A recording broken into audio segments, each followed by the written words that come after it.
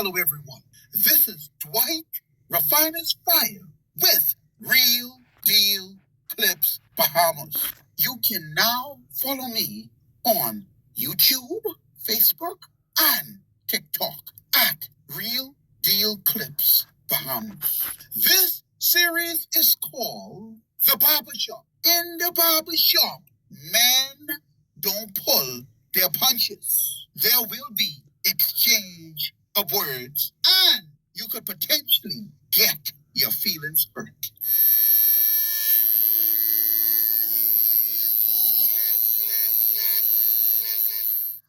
But here's the bigger thing, right? So, pretend to be Lincoln Bain, right? So, obviously, Lincoln knows they ain't winning nothing, right? I don't know how COIs believe they can win something, and Lincoln Bain don't believe they winning anything. Right. So here's the game, right? So from my part, and I can't confirm this, so let me put this up there. Lincoln doesn't work. He doesn't have a job, and he's being paid by the COI to be the leader. So I guess that's his job. So imagine if you're funding the COI, and Lincoln laid out to you as to what, we can do this, we can do that. And based on all the noise that he's created, as a donor who's funding the COI, you say, maybe we got a chance, this and that, right? And then you get the results of the by-election. And there were 8,000 voters in that constituency. And today they're saying it's an additional 2,500. Wow. But let's work with the 8,000. So out of possible 8,000 votes, the COI got 352 votes, which represents about 4% of the voter registry. Now, if I'm a donor and I'm funding the COI, right? Give me a reason, if you're the leader of the COI, to keep giving you all my money. So there has to be another game he's playing. So, okay, we'll have elections within a year. After the COI loses, and they don't win a seat, and they have a poor showing, the same 4% that they got in the by-election. What's Lincoln's next move? He can't continue to build a bridge to nowhere because the party ain't going nowhere. And Bahamians, they're already out on him. But there's some people who still think, he got a chance or whatever. So let's see what he does at the general election, right? Right. So Lincoln Bain knows the end game for him is when the next general election comes up. Right. So you have to have an exit strategy in terms of how will he survive after the next year. I don't think anybody's going to be out there funding the COI and throwing money after them, so whatever. Right. I don't think once the Bahamian people done with you, they done. Right. That's Bradman. So he'd be officially done in a year. So if I was an issue, right, and I'm not an issue, but I'm pretty good at these things in terms of analyzing it. So the one thing I know is we're not going to win an election. But I could go to Brave and I could say, hey, look, y'all, you have a formula for the PLP to win an election. The PLP candidate won by 200 and something votes. I got 352 votes. What if I could convince these people to vote for the F&M? That means you would have lost. Right. This is Lincoln Bain. So let's now extrapolate that into a general election and say, this could happen in, let's say, 10 to 12 constituencies and it could swing the election. Right. I could go to Brave and convince him that, you got to play ball with me. Right. Or I could convince these people to vote F&M and that could change the outcome of the election. Right.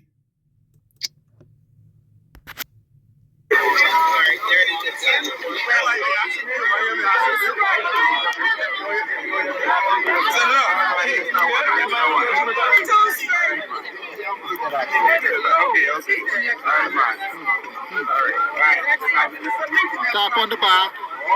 Thumbs up.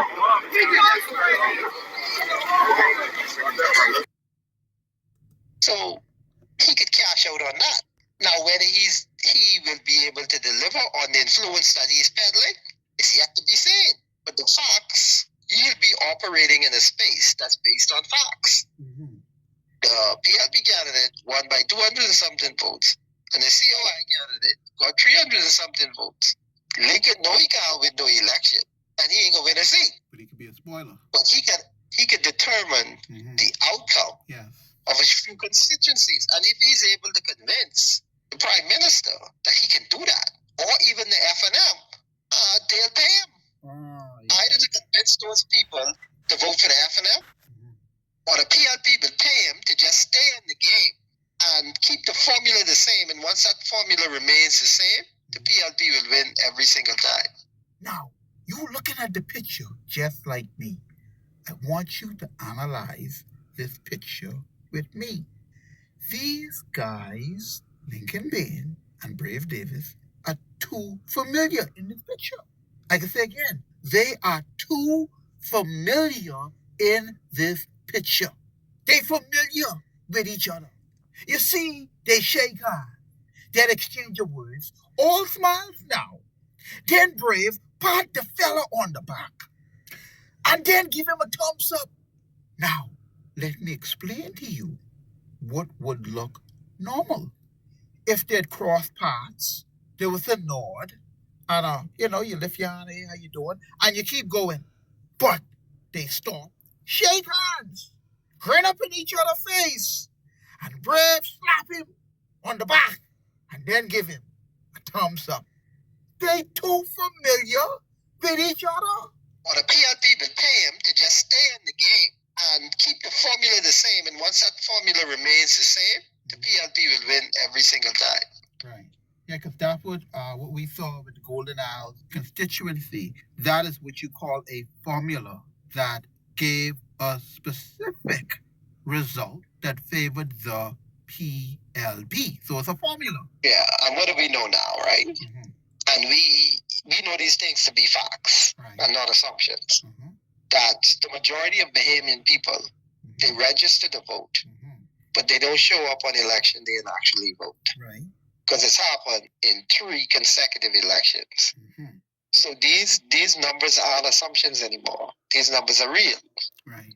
So you're taking 51% of the Bahamians away. They ain't voting. They can register, but they ain't gonna vote. What the by-election also exposes what the PLP's voting bloc is, what their base is, and what the FNM's base is. So the PLP's base is down to 24% of the voters registry. 24. And anybody can go and check these numbers and verify what I'm saying, if they can do the proper analysis. The PLP base is now 24%. Right. And the FNM base is 21%. Right. So the PLP knows, and the COI's base is 4%. So the PLP knows that as long as Lincoln in the game, they will win every single time. Right. Now, the PLP ain't gonna gamble with it, because what the PLP might say is, if Lincoln, let's say the COI decide to dismantle, and they don't run in the next general election, those COIs, that 4% COI, you could characterize them as disaffected voters. Right. So they might just decide that they want to get rid of the government, that 4%. Right. Because they're not disenchanted voters. They disaffected voters. They just mad. Their guy ain't in the game no more. They can't win, so they just mad. And if somebody can convince them, man, let's get rid of the PLP, they can do that. Right. They will just vote for the FNM to get rid of the PLP. They can swing the tide. So the PLP isn't interested in the COI dismantling. They're interested in keeping the COI in the game. And you will see that the COI will be getting more media coverage and all of that than the FNM. Why? Because the PLP is interested in keeping the COI in the game, because that is a part of their formula to secure the win in the next general election. And the numbers tell you so. That's the game. That's the real game. And that has value for Lincoln Bain, and he could cash out on that. Right. And he may be cashing in on it as we speak. Right. But the COIs may not be aware of that. I mean, the actual candidates and the executive team of the COI may not be aware that Lincoln may be running a side deal with the PLP. That's his only play, and that's his smartest play. Right. In terms of if he's looking out for Lincoln Bain, and everybody knows that Lincoln Bain looks out for Lincoln Bain. Right. So if he's looking out for him, he's on the clock. Right. He got less than a year to figure out how he's going to secure his earnings going forward and how he's going to take care of himself. Right. And he's gotten used to not working. So what do you think is going to happen in a scenario like that? So this is what we have going on. And you really have to look at the political landscape and understand what's going on. The PLP, they are interested. They keep Lincoln alive. Yeah. They don't want him to enter the political graveyard yet. Right. They have to use him to secure their victory in the general election. He's a part of the formula. Yeah. In fact, I think he is crucial to the formula for them. And that is the only thing that has value for anything called COI. Right. The ability for Lincoln to be able to cash in on whatever influence they think he may or may not have. It's not about winning an election anymore. It's about the influence that he has. Now you understand why Lincoln keep calling for these protest march over and over again. He is attempting to demonstrate to Brave Davis the influence that he has. Because based on the influence he has, that will determine the dollar amount. But the one problem he have, the Bahamian people see right through him and they ain't biting. They ain't taking his bait. Let me ask you this question. Why you all think Lincoln getting involved in politics? Because Lincoln already said himself, politics and money is the same thing. You here for politics or you here for money? Those who attack some politics and money is the same thing. Politics and money is the same thing. If you say so. It's not about winning an election anymore. It's about the influence that he has. Like the formula. If you tweak the formula even this or that, the outcome is different. Mm-hmm. So the formula has to be precise. It has to be the exact same formula to get them to win in the Golden Isles by-election. You have to follow that formula precisely because you want the results. You don't know what will happen if you even tweak the formula. So, I mean, it's all about winning an election when you talk about the FNM and the PLP. Right. That other stuff don't matter. Right. So if the PLP want to win, they can keep Lincoln around. If Lincoln is smart, he'll go when he say, hey, I need to cash in on this so I can hit the road. Yeah. And he'll cash it. The COIs will be clueless about what's going on in the back room. And Lincoln will wait until the general election then pass so he could go off with his ill-gotten gains.